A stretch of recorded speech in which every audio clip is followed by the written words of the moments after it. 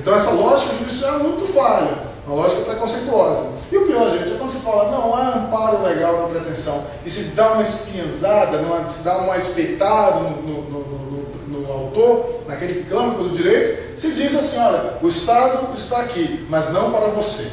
É a pior forma de você promover a jurisdição, a pior forma de você prestar o Estado de Direito. É uma forma parasitária, é uma forma que esgota as próprias pessoas daquilo que elas são, né? Que são pura esperança, são pura energia, são pessoas que não vão perder seu tempo para clamar no judiciário por uma solução que podiam ter encontrado em outros momentos.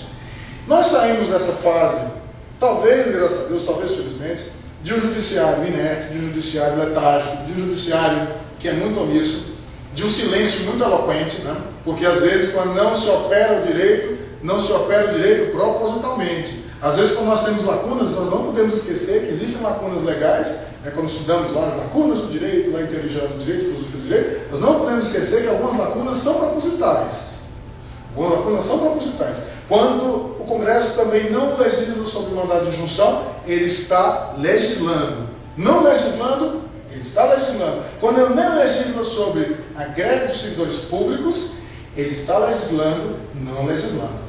Nós saímos então desse estado de letargia e agora nós temos, né, uma breve regulamentação da lei do mandado de injunção. Nós temos aí em breve uma regulamentação também, né, da greve dos servidores públicos, a questão que já está levantada pelo próprio Judiciário. O próprio Judiciário já impulsionou isso aí, tanto o mandado de segurança, o mandado de injunção como instrumento, como também agora nós temos a greve dos servidores públicos, uma ideia normativa de como lidar com isso, uma regulação normativa de como lidar com isso.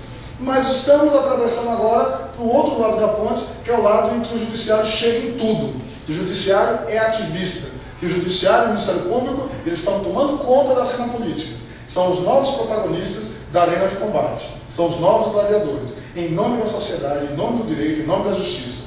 Então isso também pode trazer seus riscos. Há um livro muito interessante do professor da PUC do Rio de Janeiro, aliás, desculpem, da FGV do Rio de Janeiro, que é o professor Júlio Aurélio Viana Lopes, que fala sobre a invasão do direito. A invasão do direito na economia, no mercado, na moral. O direito que, segundo a Ingeborg Maus, o professor alemão, se caracteriza como o superego de uma sociedade órfã.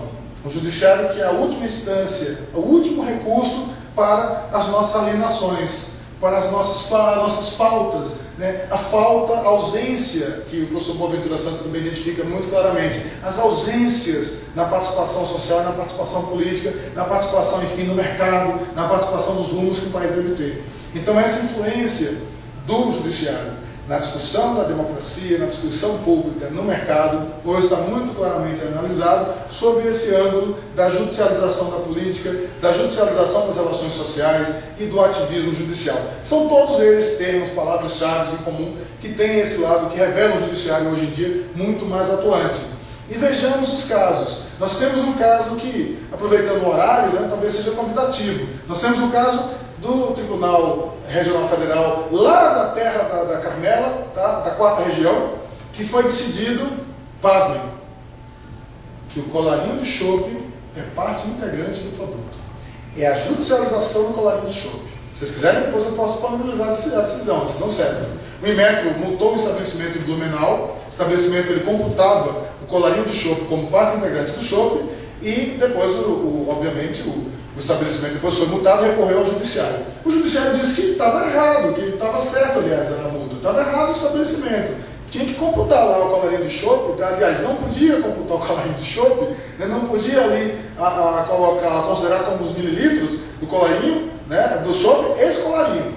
Foi até o Tribunal Regional Federal da 4ª região, e uma desembargadora federal, ela matou a charada, falou, olha, como é resultado da pressão que é feita sobre o líquido, e a espuma sai logo, o colarinho de chope, afinal, é sim parte integrante. Qualquer uma dessas, Carmela, eu tenho medo, tenho receio de que os juízes comecem a decidir também sobre quantos gramas de sal, qual o teor de sal da carne de sol potiguar, né? Quantas costelas lá para fazer lá o churrasco gaúcho, né?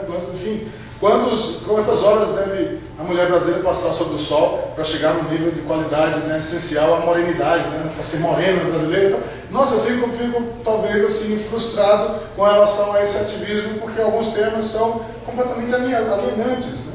O judiciário se aliena do seu papel real e vai tocar nesses temas que são tanto quanto frívolos. Então, o ativismo judicial também pode trazer um lado ruim. E o pior, o ativismo judicial pode de fato trazer um lado ruim quando ele passa a analisar por um prisma essencialmente jurídico, essencialidades que já são ruins em si só, por serem essencialidades antropológicas, psicológicas, geográficas, regionais, enfim, e assim vai usurpar, através da sua competência técnica, a sua qualidade, né, de corpo aprovado em concurso público, empossados com pompa e circunstância, em termos que dependem muito mais, talvez, da experiência de um profissional que é mas tão esquecido, tão ignorado, o assistente social. Você tem temas cuja intervenção psicossocial, e aí eu rendo homenagens aí ao trabalho realizado pelo Tribunal de Justiça do Distrito Federal, inclusive na pessoa da professora Helenice Gama, tá? Que é um trabalho muito mais importante para a população, para as pessoas carentes, para as pessoas que às vezes que chegam no judiciário e olham ali e verem, olha, isso aqui é meu dia de glória, né? Eu sou réu, mas que bom que eu estou aqui, porque é o lugar mais chique que eu fui na minha vida. Ou então, que vão resolver um problema particular deles e ficam intimidados em falar diante de tanta solenidade, diante de tanta, uma coisa tão faraônica que vem pela frente, uma coisa tão distante da realidade deles. Então, isso tudo é importante a gente contextualizar. Às vezes o judiciário ele toca na ferida sem saber exatamente como falar, que linguagem usar. Então nós temos um choque aí entre surdos mudos, tá? Nós temos um choque entre aqueles que usam exclusivamente a linguagem jurídica e aqueles que usam exclusivamente a linguagem, né, das ruas. E aí a gente tem um choque, uma posição real entre as normas, os enunciados normativos e as frases, as palavras, a gramática que nós vivenciamos. Então esse choque, ele, se não for bem cuidado, pode desencadear inúmeros outros conflitos, inclusive ideológicos. E aí nós não vamos saber sopesar bem os dilemas. Então a grande vantagem disso tudo, nós estamos acompanhando uma nova experiência em termos de estruturas de justiça. Nós estamos acompanhando o papel do Ministério Público Jovem, a instituição do Judiciário, que também está sendo renovada pelas novas gerações, a presença especialmente do feminino no mundo do Judiciário, que tem mais cuidado, tem mais cautela, tem mais planejamento. Esse boost, tá? Essa carga, essa turbinada também em termos de gestão estratégica, que o Conselho Nacional de Justiça impôs aos tribunais. Basta só referir aqui em alguns momentos a resolução número 7 do CNJ, que veda por completo o nepotismo, a contratação de parentes no serviço público, especialmente no judiciário, e que depois se estendeu a outras instâncias públicas. Mas foi o CNJ que foi a grande mola propulsora desse novo projeto de trato com o ambiente republicano.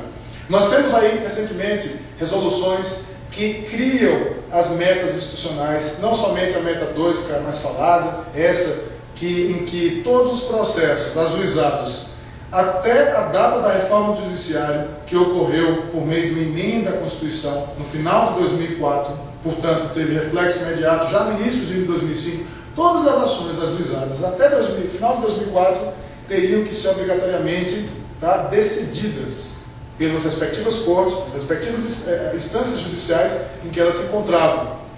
E a meta número 1, que não é comentada, só se comenta de meta 2, mas a meta 1 diz respeito à necessidade dos tribunais promoverem esse planejamento estratégico pelo menos por 5 anos. Pelo menos, se quiser fazer um planejamento mais extenso, mais longo, a longo prazo, beleza, mas tem que ser pelo menos a 5 anos. Então essas novas práticas que a gente vê, mutirões carcerários que o CNJ tem promovido pelo Brasil inteiro, em que se constatam essas questões que a gente levantou aqui agora há pouco. Esses temas que eu suscitei para vocês com relação a excesso de prazo, para se convalidar ou não uma prisão em flagrante, uma prisão cautelatória. Tá? Todas essas nuances aí perversas de um ambiente que não se pensa o direito pelos olhos da cidadania, se pensa o direito sobretudo pelos olhos de quem? De quem quer cumprir o papel, de quem quer dizer assim, olha, pus a termo o processo, finalizei o processo, acabei, sentenciei, estou livre, posso ir para casa agora tomar um banho, posso ver como é que eu vou pagar a fatura do meu cartão de crédito. Da mesma forma como nós nos livramos dos problemas e repassamos a culpa para os problemas do mundo, o judiciário também o faz. Então, parar para pensar é importante, porque no momento que o judiciário pensa sobre o seu papel, e nós pensamos sobre o nosso papel enquanto cidadãos, nós passamos a cobrar melhor, porque sabemos como as instituições funcionam, e o judiciário passa a ter mais cuidado com o trato público.